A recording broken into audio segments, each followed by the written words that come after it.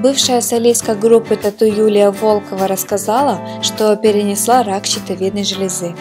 О своей болезни певица сообщила в программе «Зеркало для героя». Как призналась Волкова, она потеряла голос из-за ошибки врачей. Во время операции по удалению опухоли ей повредили голосовой нерв.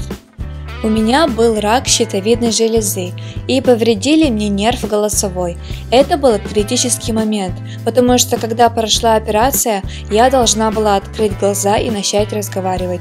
Но не то чтобы петь, я шептала, у меня вообще не было голоса, рассказала артистка.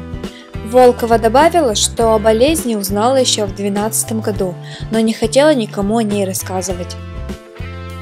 После неудачной операции она перенесла еще 3 хирургических вмешательства за 2 года, только уже в клиниках Германии и в Сеуле. Из-за этого на несколько лет она брала паузу в карьере. По словам певицы, теперь страшное уже позади.